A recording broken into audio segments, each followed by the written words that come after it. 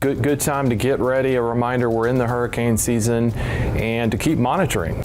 We are tracking the timing of heavy rain and flooding risks this week. We are live in Galveston where preparations are underway. Plus, hear from the director of the National Hurricane Center about the latest tropical development. And we're learning new details about the Harris County inmate that escaped a downtown courthouse and more about the people who allegedly helped hide him. But right now, we are getting you ready for heavy rain this week as we track the tropics, taking a live look over downtown Houston. Meteorologist Pat Cavlin is joining us.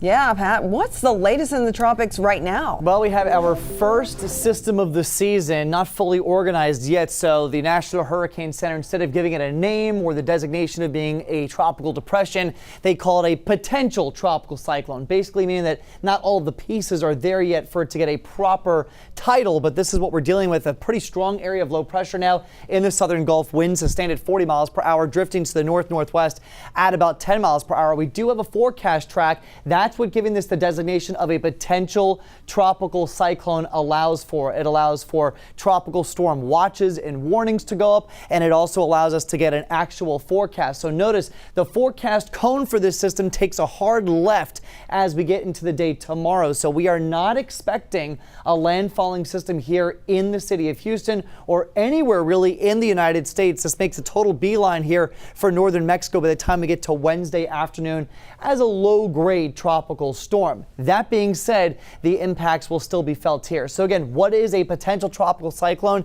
It describes a system that is not quite yet a tropical storm or a tropical depression. Either the wind speed isn't there or we don't have a closed center of circulation. That's the case with this system right now. But the reason they issue it is because it does pose a threat to land within the next 48 hours. So what are we going to see here across southeast Texas in terms of impacts? Coastal flooding, that's going to be a big one, especially down towards Galveston. Jason Miles will have more on that in just a few minutes. For us in southeast Texas, we will also see heavy rainfall, especially late Tuesday going through the day on Wednesday, and that could lead to the potential for some flooding across the area outside of that coastal flood threat. So we've got potential tropical cyclone 1 in the southern Gulf of Mexico. That system stays south, making landfall in Mexico. We will see tropical downpours here up and down the Texas coast for the start of the week. There's future track for tomorrow. A good part of the day tomorrow looks to be dry, or at least somewhat similar to what we've got going on right now. A couple scattered showers and storms possible, but watch what happens towards the evening. A ton of rain starts to develop out over the Gulf as that system becomes more organized. That throws more moisture our way. I would say from sunset tomorrow through the overnight, it is round after round after round of relentless rainfall for a good part of the area. But I'm particularly concerned with areas from Houston down towards the south and west, where in this rainy weather pattern, everyone will have a chance for rain, but it looks like the heaviest is going to be as you get down towards the south and west. Coming up, we will talk rain totals and the flooding potential. Coming up when I see you again for the full forecast in just a bit, guys. A busy weather week ahead, Pat. Thank you. Officials in Galveston County are closely watching the weather. Yeah, they have already put some precautions in place along the beaches. Jason Miles is live from the island with more on what's going on there now. Hey, Jason, what's this looking like? Hey there, guys, from a very windy Galveston Island. You could probably tell by my hair, but red flags also flying this afternoon, warning of potentially dangerous conditions out in the surf specifically, but that hasn't stopped a lot of people from going out in the water. And as you can see, that surf is pretty rough. At some point, lifeguards may need to get a little bit more aggressive as far as warning people about getting in the water. Meantime, Beach Patrol lifeguard towers moved this morning from the sand up to the street as a precaution, because that's virtually impossible to do if the tide gets up to the seawall, which I'm told is possible during this event this week. Authorities say water may also overtake the jetties, making them difficult to see. The best advice, stay out of the water when a red flag is flying, but certainly use extreme caution. Low-lying areas should be on alert as well. In addition to lifeguard towers, trash cans and other items also being cleared from the beaches. So we're kind of doing all this so that when we do get real busy, which could start later today, we won't be focusing on that preventative stuff. We're going to be focused on just helping people stay safe on the beach.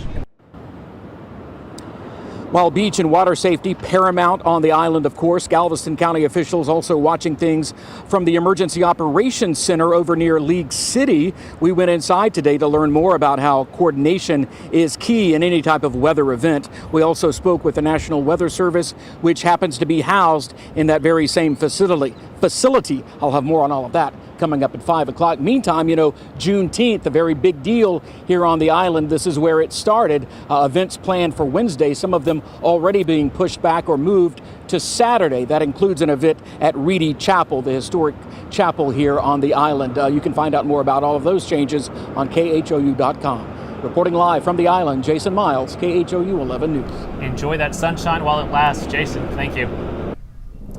We continue watching the tropics as we track the development near Mexico. Chief Meteorologist David Paul joins us with more on that. Hi, David. Hi, guys. Well, here we go. There's a new tropical system, or a potential tropical system, forming in the southern Gulf of Mexico. Now, Dr. Michael Brennan is the director of the National Hurricane Center, and he joins us now. And Dr. Brennan, you and I at the Hurricane Conference spent a lot of time talking about these weak systems, these disorganized systems, and this one may make landfall hundreds of miles away from Houston, but it is the inland flooding, the inland rainfall that's going to be the greatest threat. Yeah, that's right, David. This big sprawling system you see here, we have a broad area of low pressure here in the southern Gulf of Mexico, but you can see all the clouds, the showers and thunderstorms extending hundreds of miles to the north and east of that system. And that's what's really going to affect, southeast Texas, the Houston, Galveston area, not just with heavy rainfall, especially as we get into Tuesday into Wednesday, where we could see significant flooding and flash flooding, but also coastal flooding with 2 to 4 feet of inundation in places like Galveston Bay. Yep. So, Dr. Michael Brennan, National Hurricane Center Director, what is your message for folks on the coast in Galveston and inland in the Houston area who potentially were facing some heavy rain? We're already 10 inches ahead or so on our rainfall for the year. So, it looks like flooding is a decent threat this next several days.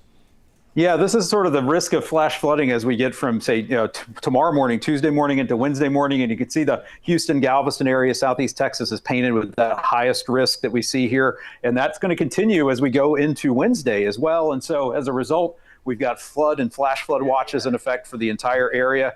And then we also have coastal flood warnings in effect. So along that coastline in the Galveston Bay area, where you have the combination of the heavy rainfall in the Houston metro area and the coastal flooding, we could see some significant flooding issues. So folks want to know if they live in a flood-prone area, take those precautions now. Know what you might need to do if you're asked to leave your home. Yeah, that's exactly right. If you live in a flood-prone area, if you know you flood here in the Houston area and it rains heavily, watch carefully, be prepared for action. Dr. Brennan, there's another interesting wrinkle here right now. We had several weeks ago a derecho come through, and it knocked down thousands of trees.